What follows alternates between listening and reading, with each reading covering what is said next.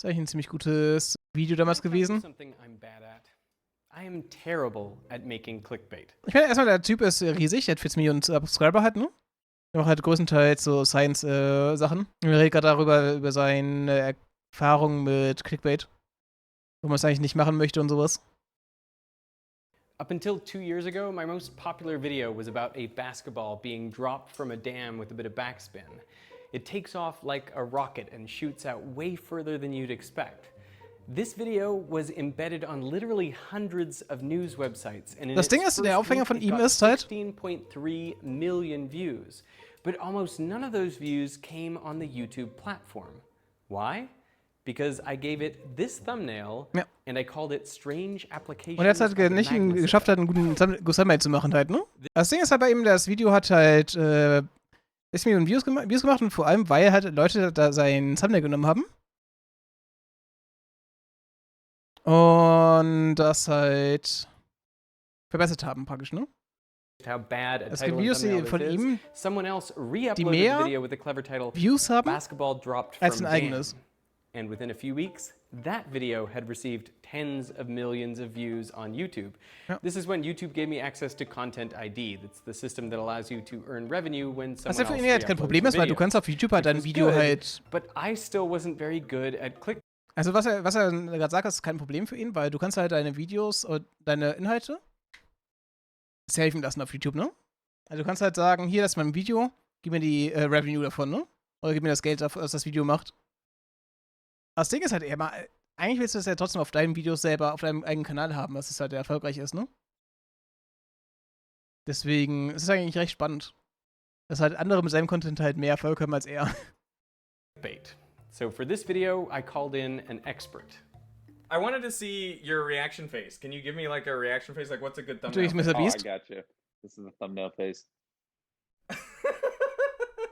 I have like 10 I go through the motions of, like, and then we just pick the best one. I probably have like 500 of these just saved, and we can. Ja, es kommt auch sehr stark auf den Kanal an.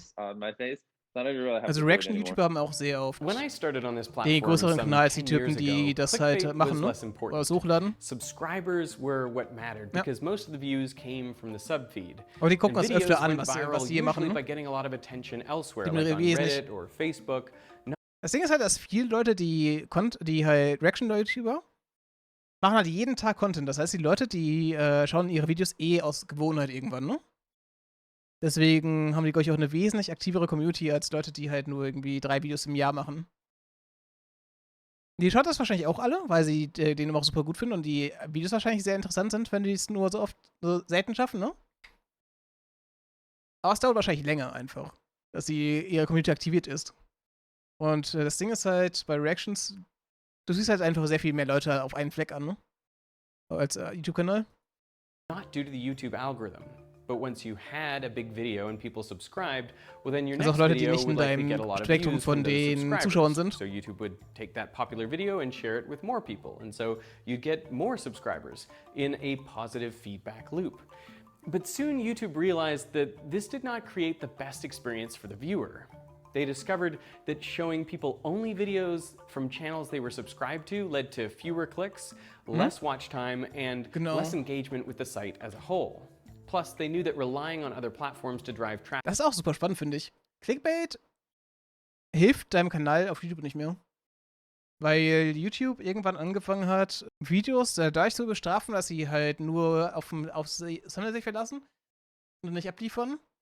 Dass du halt das Wichtige für YouTube nicht die Click-Rate vom Thumbnail ist, sondern halt wie viel Watchtime es generiert.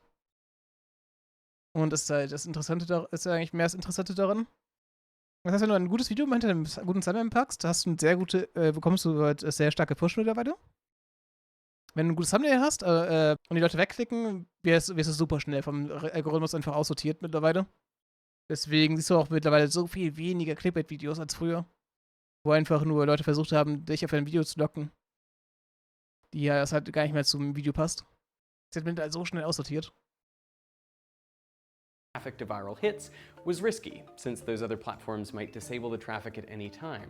So they needed to make YouTube a destination in itself. They wanted people to come to YouTube, see videos that interested them, click on at least one of them, and watch it for a while. Ideally, get sucked down the YouTube rabbit hole and spend hours on the site without even Hab ich schon noticing. gesagt, dass ich seinen The Vortrag sie ultimate liebe? resource is people's Er steht auf time auf and der Leiter attention, and every platform is trying to capture und zeigt im as Hintergrund auf seine much of it Wand, as possible. So to make YouTube this go-to destination, they had to wo er decrease einen the Beamer importance drauf of wirft, ne? subscribers, make it less like a podcast app where you only get the shows you're Das ist so ein subscribed lustiger to, so ein and more komischer like Stil. Reddit, where stuff with the Aber es most ist halt einzigartig, engagement ne? rises to the top. But that necessarily meant increasing the importance of clickbait. Now, there seems to be a paradox when it comes to clickbait. People almost universally claim to hate it, but you also see it everywhere. Yep. So why is this? Well, one of the problems is we don't all agree on the definition of clickbait. When I Google it, the top definition is, on the internet, content whose main purpose is to attract attention and encourage visitors to click on a link to a particular web page. We could call this type 1 Es gibt halt schon clickbait. schlechtes And Clickbait there und doesn't gutes seem to Clickbait be halt, ne? anything wrong with it. I mean, if you Sag ich immer. didn't try to attract attention and get people to click on your links, then you wouldn't. Du kannst halt ein Video so machen, dass du halt das Video halt noch zeigst. Du sagst, was im Video drin ist, ohne die Leute zu verprellen, indem du was ganz anderes machst, ne?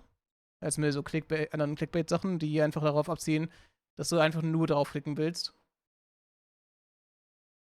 Also ich finde, was halt zum Beispiel Ludwig und sowas immer sagen, sie übertreiben das, was passiert, zu einem gewissen Maße, ohne zu lügen halt, ne? Das ist so einfach das Ziel von einem guten Thumbnail. really be doing your job.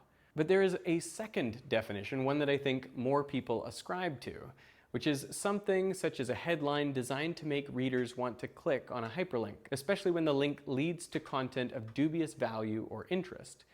Wikipedia says a defining characteristic of clickbait is that it is sensationalized or misleading. And it also talks about teasers that intentionally withhold information to exploit the curiosity gap. They give you enough information to Die make you Curiosity Gap ist curious, super but effektiv, not finde ich. enough to satisfy that curiosity. Here are two Ich habe auch noch ein sehr gutes Beispiel für dieses Curiosity Gap. Kannst du den Klimawandel stoppen? Nein. Mit dem Sternchen. Ich finde diese Art von Thumbnails so geil.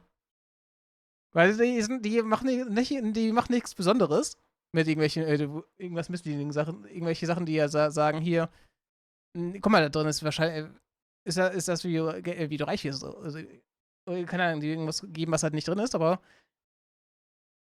du willst einfach wissen, warum. Warum kann ich das nicht stoppen und was ist die Sternchen halt, ne? Das finde ich halt so stark als Thumbnail. actual titles from a news website. 9 out of 10 Americans are completely wrong about this mind-blowing fact. And someone gave some kids some scissors. Here's what happened next.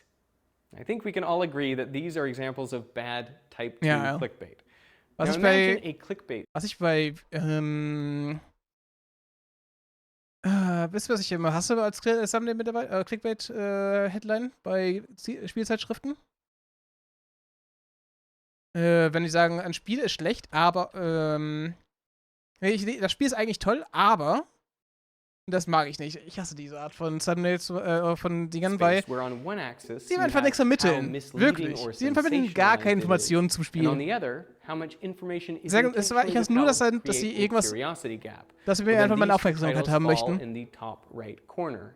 And these are the zones Und das of finde ich halt type geht in 2 die Richtung. At the other extreme, you have things that are so unsensationalized as to be Ich hasse dull. halt, ne? You could call this the dead zone. Now here is where you would find strange applications of the Magnus effect. I mean, I didn't tell you what the applications were. Now in the middle is where you would find type 1 clickbait. But honestly, I think type 1 and type 2 clickbait are so different that we shouldn't even use the same word for them. Instead of type 1 clickbait, my friend and YouTuber Brady Heron suggested legit bait. I mean, it might sound enticing, but it is legit. Instead of type 2 clickbait, we could use click trap, click trick, link trap, or dupe shoot. What's important to recognize is that for any given video, Ich finde schön, there dass es is dafür halt no so viele one Wörter gibt true einfach, ne? title and thumbnail. Each video could have Natürlich gibt es für hundreds or sowas irgendwie 30 thousands of Wörter. different legit bait titles. For example, how does a zero-G plane work? I went on a plane that does parabolic trajectories. What happens to fire on a zero-G plane? Now, the most enticing titles and thumbnails Genau, are found close to Type 2. Das Ding in der Mitte finde ich auch immer sehr. Sie vermitteln mir ja wenigstens das Thema von dem, worum es handelt hat, sehr gut, ne? Ich glaube, die funktionieren halt, glaube ich, einfach sehr gut und sagen dir auch, was das Thema so ein bisschen ist, ne? Aber sagen dir halt genau, was dich im Video erwartet eigentlich. Und sagen dir nicht, versprechen dir nicht irgendwie, dass du halt direkt 1 Million machst und bekommst dann irgendwie, keine Ahnung, 10 Euro dafür, wenn du das Video schaust. Und die Idee, wie du 10 Euro bekommst halt, ne? Deswegen finde ich sowas halt immer ganz gut. Clickbait. I'm reminded of the infographic by Smarter Every Day showing that on social media, the greatest engagement Das finde ich occurs mal close Mr. to Beast the auch mal boundary ganz of gut. what's allowable. Der Video ist einfach so Remember top, dass that das everyone's Thumbnail definition halt of Clickbait is different, and everyone's einfach noch perceptions nicht of zu words weit and übertrieben images werden are kann. different. So these are not clear boundaries. Weiter They're übertrieben werden actually können. kind of fuzzy. What for one person might be legit bait, for someone else could be a click trap. What's clear is that on a site where click-through rate is important, clickbait of all types is inevitable. How important to a video's success is the title and thumbnail? Very important, of course. If they don't click on the video, they don't watch it. You can't get 10 million views unless 10 million people click on the video. So, I mean, it's literally that simple. If they don't click on it, they don't watch it. So why is clickbait everywhere? Well, because it works. Man es ein More bisschen braucht halt, enticing ne? thumbnails get more clicks, despite some people's claims that they won't click or they'll unsub. It's just like evolution. Whatever survives multiplies, and traits become amplified. If you don't begrudge the giraffe its long neck so it can reach the highest leaves, can you begrudge a YouTuber the big red arrow that allows them to reach further audiences? I talked about this in my video 2 years ago. To be successful. Ich habe auch öfter mal so Videos gesehen, wo ich wo ich jetzt eigentlich mit diesen typischen roten Pfeilen halt ziemlich gut finde. Das sind so Videos, wo dann halt jemand, keine Ahnung. Ich weiß aber, habe ich das gesehen? Ich habe eine riesige Minecraft-Statue gebaut oder sowas, ne? Und dann war ein roter Pfeil auf ihn drauf und da steht einfach ich.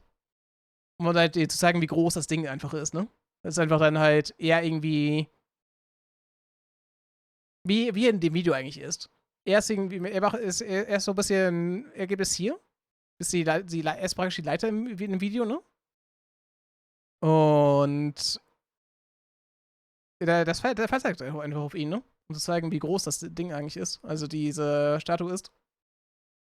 As a YouTuber, you need to optimize. Aber halt einfach nur so einen roten Pfeil ist, glaube ich, auch mittlerweile außer Mode, ne? Sieht man dann kaum noch bei neuen Videos. 2 things: watch time and the click-through rate of your videos. That's the number of times the title and thumbnail are clicked divided by the total number of times they're shown. That's the number of impressions. Now, at the time, this was something of a revelation for me. Ist auch kaum noch, because ja. I always thought my job was to make great videos, and then a title and thumbnail that adequately represented what the video was about. Ironisch, ja. But now I've realized that making the title and thumbnail is at least half the job. This is not just because better titles and thumbnails get you more clicks, but because better titles and thumbnails will get you way more impressions. YouTube has limited real estate with which to show you virtually infinite content, and so it's not enough to make a good.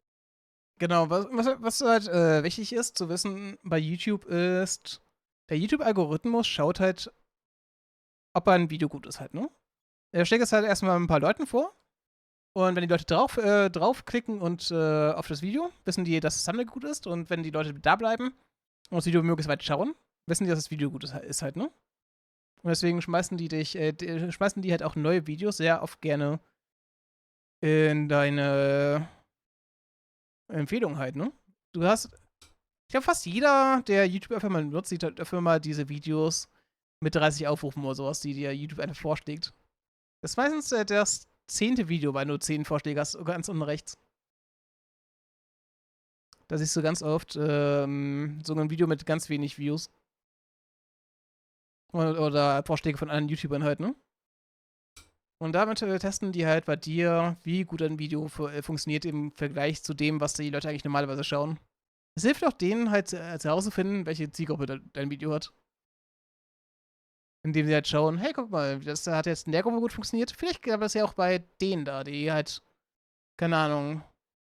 Das hat bei den Leuten, die Minecraft schauen, gut funktioniert. Vielleicht gab es auch bei den Leuten, die halt, keine Ahnung, Anime mögen oder sowas, ne? Wenn noch sie innerhalb von 1 bis 7 Tagen soll mir einfach nochmal Aufmerksamkeit bekommen. Es ist teilweise auch, um zu schauen, welches besser performt halt, ne? Die machen es nicht mehr unbedingt, um halt Aufmerksamkeit zu bekommen, aber auch um zu schauen, ob vielleicht eine andere Version besser wäre, um halt daraus besser zu werden für das nächste Video halt, ne? Zum Beispiel auch. Hey, guck mal, das hat gerade letztes Mal besser funktioniert als das erste Thumbnail. Lass uns weitermachen. Lass uns mal diesen Stil weiterführen, zum Beispiel, ne? Und YouTube bringt auch bald ein Feature raus, meine ich, für alle. Also erstmal gerade in einer kleinen Testphase ist das gerade. Wo die einen AB-Test machen. Oder erlauben für Kanäle. Also die können mehrere Thumbnails hochladen und bekommen dann halt die gegeneinander verglichen. YouTube spielen halt die Thumbnails an verschiedene Leute aus. Was halt einfach auch eine gute Practice ist. Finde ich halt auch recht spannend. Video, even if people watch all of it. You also have to make a title and thumbnail that gets clicked, especially in competition with other really good titles and thumbnails. That's the only way you can expect YouTube to give you more impressions. Now, the big development since my last video. Was Lustige dabei ist, die Thumbnails werden nicht verglichen mit der Click-Through-Rate, also wie viele Leute darauf klicken. Der Anteil, also die Prozentzahl davon, ne? Sondern wie viel Watchtime dein Thumbnail generiert hat. Was der Wert ist, der für YouTube halt wesentlich interessanter ist halt, ne? Und den YouTube halt auch mag für den Algorithmus. Die wollen die halt auch den Zuschauern einfach dran behalten, ne? Es bringt ja nichts, wenn du ein Video anschaust, dass dann halt die nach 30 Sekunden abschalten, weil die merken, hey, ich wurde verarscht vom Thumbnail, ne? Die wollen ja auch, dass die Leute dranbleiben, das Video durchschauen und alles, ne? Und damit möglichst glücklich werden mit den Videos, die sie bekommen. Das ist ja das Ziel von diesem Algorithmus. Video on this is YouTube introduced real-time metrics like views, impressions, and click-through rate. And I suggested this would create an arms race. So what you can bet. Übrigens, ich schaue viel zu viele Interviews mit irgendwelchen Leuten, die bei Google arbeiten, an, anstatt selber Videos zu machen. Ich muss nicht mehr schneiden mal. Will happen is that creators will launch a video and then they'll be sitting there with all these different variants of thumbnails and they'll be swapping them out and looking at what that does to click-through rate and then going with the one that leads to the greatest click-through rate. And this is basically what has happened. Let me give you my favorite example. Last year, I made a video about asteroids, which I thought was really good. I called it Asteroids, Earth's Biggest Threat, Okay. which is something Stephen Hawking Das habe ich said. schon mal gesehen, das And people Thumbnail. were very positive about the video. They thought it was maybe one of my best. But the performance was well below average. In its Oh. first day, Asteroids was ranked 9th out of my previous 10 videos. Ja, It Theoretiker. was probably on target for about Du hast gar nicht mal 1.5 so million gut halt, ne? views. So I tried different titles and thumbnails. Das Ding ist. Und Leute schauen dich halt an nach dem, was du halt kannst, ne? Was du halt denen bieten kannst. Deine Perception von Leuten ist halt, kommt am besten drauf an, steigert, je mehr Erfolg du hast halt, ne? Aber ich glaube, Leute sehen dich halt eher als gut an, indem du halt Erfolg hast. Das ist, glaube ich, so ein bisschen das Ding. Wenn du halt keinen Erfolg hast und du einfach nur viel weißt, dann wird es wahrscheinlich irgendwie mehr so aussehen. Wie die Leute, die dein Ansehen halt praktisch, ne? Das ist dein Risk praktisch, ne? Du brauchst halt wesentlich mehr, um Leute zu überzeugen und mehr Zeit, um die Leute zu überzeugen. Ich weiß noch ein scheiß Graph eigentlich dafür. Like asteroid impact, what are our chances? Or asteroid impact, what could we do? But none of these changes got much traction. And then on day 3 after launch, I changed the title and Ich habe einen thumbnail Punkt trotzdem to durch, These are the asteroids to was worry ich sagen about. wollte. And immediately, the video started doing better. It quickly shot up from almost my worst performing video to my best. It now Crazy. has 14 million views. Nothing about the video changed, just that one image and 38 characters. But because of that, the video has reached nearly 10 times as many people as it otherwise would have. Das ist spannend, weil And the ich title and thumbnail accurately Ich hätte gedacht, das describe andere what wäre the besser. video is about. I mean, Aber sure, das there's zeigt, a ich weiß so curiosity wenig gap, darüber halt, but you ne? couldn't explain the whole concept in the length of the title. So if you see a Deswegen YouTuber sollte ich eigentlich changing mehr titles selber and machen. thumbnails, this is why. Because that effort can be rewarded many times over. I've seen people Wild geworden. objecting to this practice because they think the creator is trying to dupe their Bestimmt. audience, get them to click on the same video more than once, but that's not it. The whole point is to get YouTube to show the title and thumbnail to more people. We're trying to increase the number of impressions, which is heavily dependent on the click-through rate.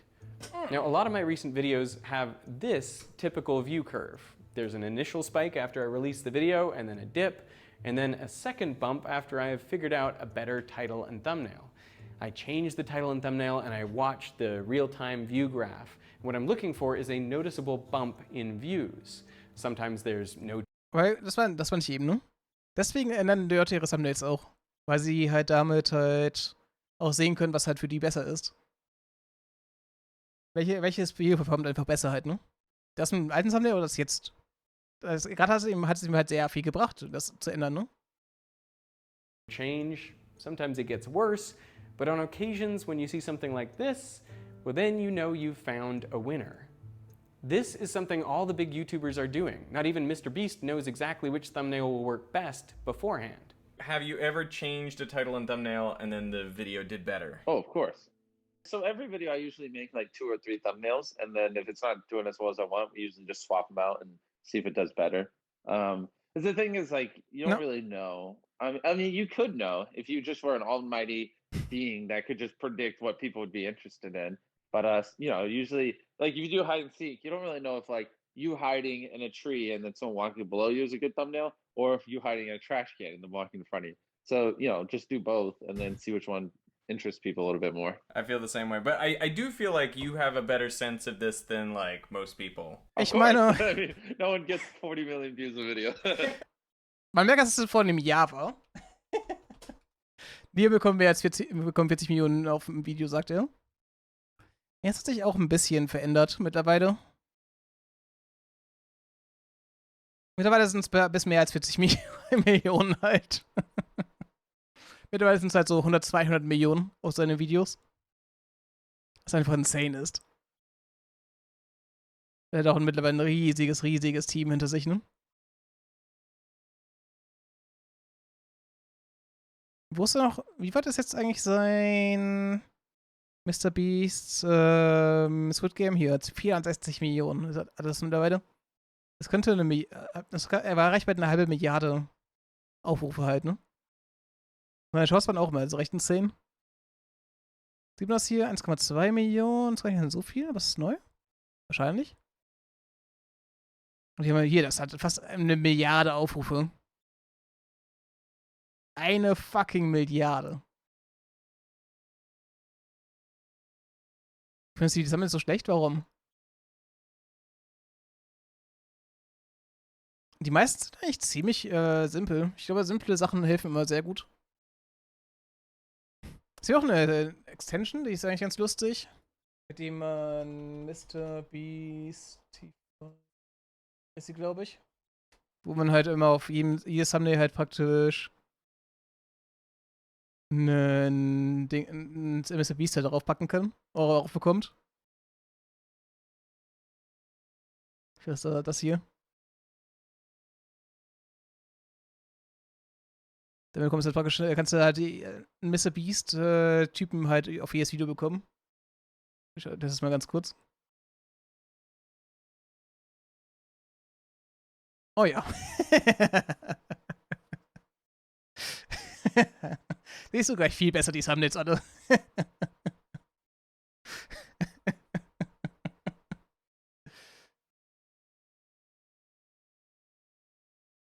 Direkt viel besser.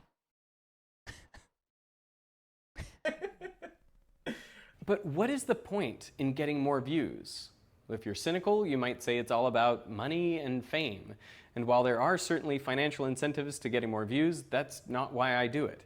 As an educational YouTuber, I think there are 2 very good reasons for using excellent Type 1 clickbait over more straightforward packaging. To understand the first reason, let's consider 2 different possible titles wenn dein for my Ziel most ist, dass du recent möglichst vielen video. Leuten hilfst, I called halt it the was beizubringen halt, ne? Dann willst du ja auch eigentlich, dass die Leute deine Videos sehen. Deswegen musst du ja wahrscheinlich auch ein gutes Thumbnail machen und da ein bisschen Clickbaiten halt, ne? Deswegen ist halt, meine ich halt auch immer, Clickbait ist nichts Schlechtes eigentlich. Es ist einfach nur dazu da. Es ist halt auch entstanden, dass du halt immer in Konkurrenz stehst zu anderen YouTube-Videos, ne? Dass halt immer in Konkurrenz dazu bist, dass du halt auf deiner Homepage, dass deine Zuschauer auf deiner Homepage halt, keine Ahnung, 10 Videos haben erstmal. Danke, Mr. Beast. Ich liebe es immer noch. Der überall erscheint wird. Sehr schön.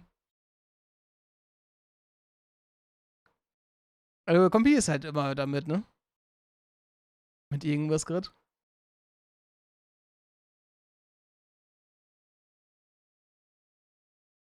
Das ist gerade mein neues Video, mein neuer Vorschlag. Wo wir sagen wollen, hier, guck mal den an. Simplest math problem no one can solve. But it's a video about the Collatz conjecture, so perhaps a more straightforward title would have been simply to call it that. The problem is, if I publish a video called the Collatz conjecture, the most likely people to click on it are those who already know what the Collatz conjecture is. The vast majority of people will never have heard of it. So for them, the title is meaningless, and only the very curious or those who really like Veritasium would click. In contrast, calling it the simplest math problem no one can solve conveys more information about the video to everyone. And this means more people can click on it, most of whom will never have heard of the Collatz conjecture, so I get to teach them something new. Genau, und since the video has a higher click-through rate, YouTube shows it to even more people. So if my aim is to increase the level of knowledge in the world by the maximum amount possible, dann muss es machen. This is the way to do it.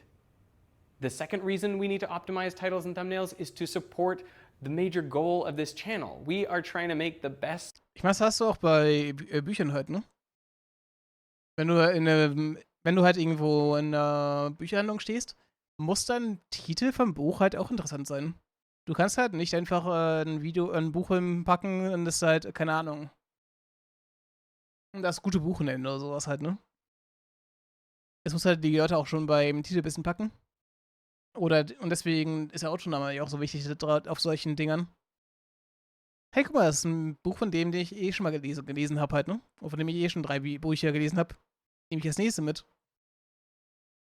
Science films on every topic we tackle.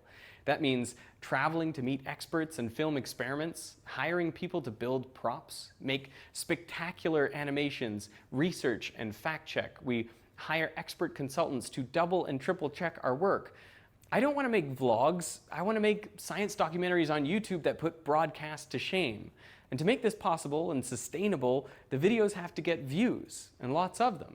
And to do that, we have to make the best titles and thumbnails we can. YouTuber and Patreon CEO Jack Conte has talked about adjusting your packaging.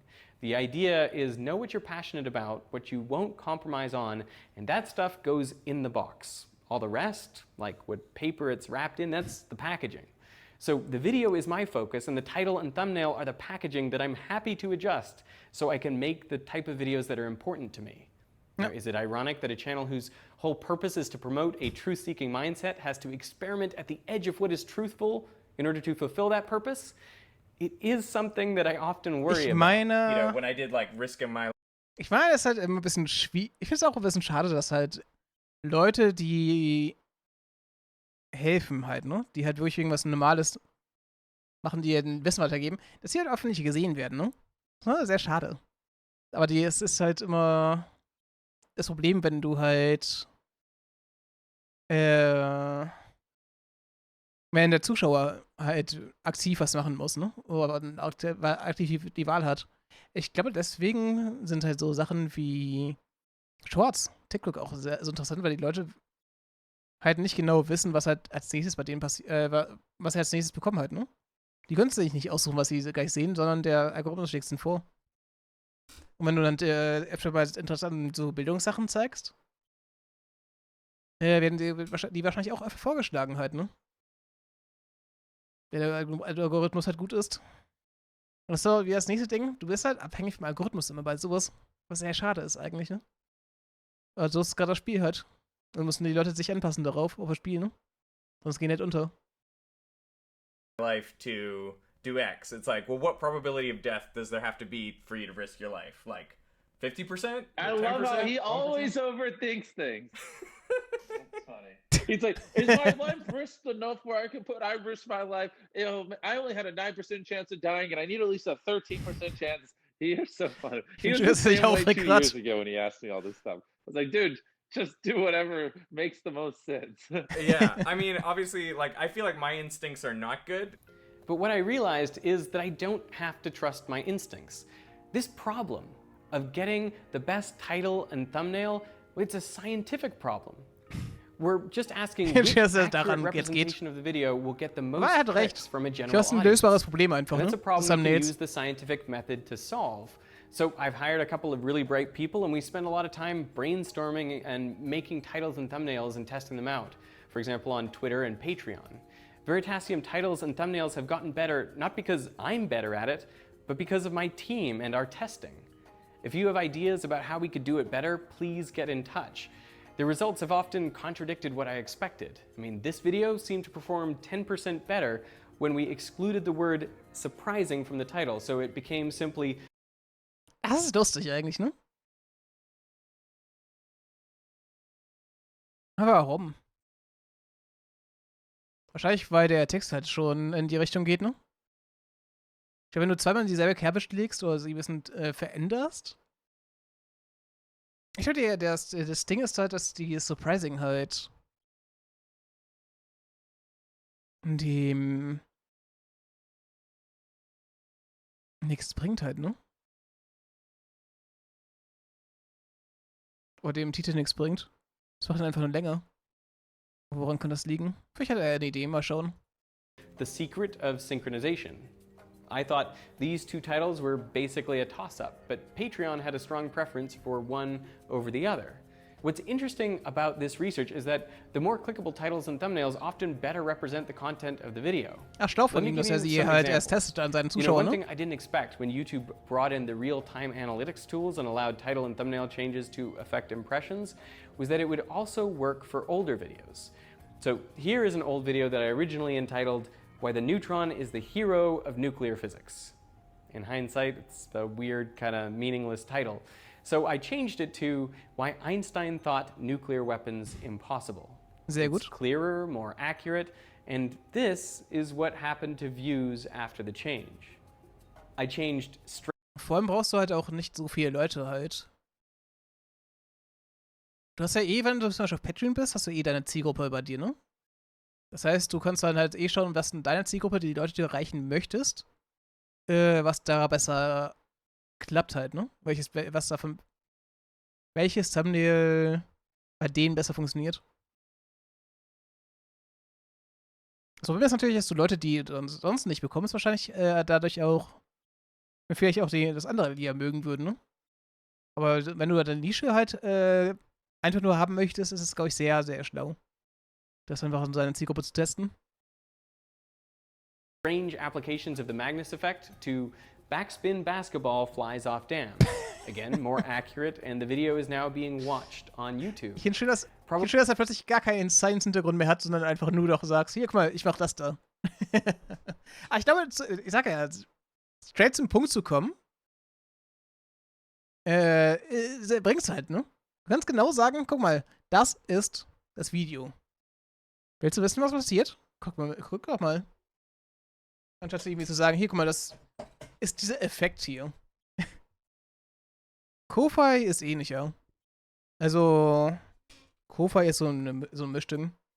Das ist halt so eine Art Patreon. Du kannst dann halt Subscription anbieten. Oder halt und halt auch nebenbei Donations und sowas. Das ist ein bisschen mehr auf Streamer fokussiert, glaube ich. Also gut für Streamer. Gerade weil sie auch letztens was anbieten. Das Problem für mich ist halt, ich würde mich jetzt selber bedoxen. Weil ich halt mein PayPal-Konto hinterlegen muss direkt. Deswegen finde ich halt sowas wie Patreon für mich besser. Damit ich nicht immer meinen richtigen Namen halt überall in ihrer Welt hinaus posaunen halt, ne? Deswegen finde ich halt Patreon für mich cooler als so ein Ko-Fi. Weil ich den immer gerne halt für mich behalten möchte. Probably 10 million more views than it otherwise would have had. Even anti-clickbait has proven effective. Here's a video I originally titled, "Are negative ions good for you?" which is a question nobody asked ever. Now I changed it to, "Do salt lamps..." Also das Ding, was ich noch was verändern, nur nochmal zu spezifizieren. Es wäre kein Problem, wenn ich mein PayPal hinterlegen müsste, ne? Gar kein Problem, aber es wird halt alles direkt über meinen PayPal-Account halt abgerechnet halt, ne? Die Leute bekommen halt nicht irgendwie so ein Zwischending von den Kofa-Leuten, sondern es wird halt direkt auf meinen PayPal-Account überwiesen. Deswegen sehen die halt auch meinen PayPal-Account und alles, ne? Der dahinter steckt. Und ich muss meinen Namen halt angeben, weil ich halt nur Kleinunternehmer bin. Ich habe ja keinen richtigen Firmennamen, wo es eine Firma steht halt einfach, ne? Work. Seriously. And here's the result. 1.5 million more views. Crazy. I think looking at these examples, you could easily make the case that YouTube has made me better at what I... Aber das ist der Unterschied, man sieht es halt, ne? Er hat die Thumbnails halt super simpel gemacht. Sie sind super simpel, du kannst, siehst halt direkt irgendwas Interessantes auf den Thumbnails halt, ne? Und plötzlich funktionieren die halt besser. Ich glaube, simple Thumbnails sind sehr oft sehr gut. Ich weiß nicht, ob er zum Beispiel hier den Magnus-Effekt drauf braucht, aber ich glaube, er ist schon ziemlich gut für ihn halt. Weil er halt damit halt sich mehr direkt zeigt hier, es geht um diesen Effekt halt, diesen wissenschaftlichen Effekt da in dem Video halt, ne? Und nicht unbedingt, dass es ein Ballexperiment ist. I do. It has improved the clarity and accuracy of my titles and thumbnails. It's helped me figure out what is interesting to my audience and how to encapsulate that in a single image in fewer than 50 characters. For those of you who worry that a focus on titles and thumbnails will prevent me from picking challenging science topics, well, I simply ask you to look at the videos from the last year or two, like the ones on Gödel's incompleteness theorem, general relativity, Penrose tilings, the logistic map, Newton's method of calculating pi, the one-way speed of light. Good titles and thumbnails make it possible to tackle these topics and to reach more people who have never heard of them before. There is a symbiotic relationship between views and video quality. The more views we get, the more people, locations, props, and equipment and research we can invest in. This makes the next video better than the last. If we can be good at titles and thumbnails, the ultimate outcome is better videos. That is something I think you and I both want. Ja, gutes Video halt, ne? Hey, this... Hast du noch gar nicht geliked? Passt. Es ist halt super interessant, so das Ganze dahinter, finde ich. Ich meine, es ist halt ein Problem, dass du auf einer Plattform bist, die halt... Das verlinkst du noch mal eben. Es hilft halt nicht, dass du, wenn man auf einer Plattform ist, die halt die halt sehr starke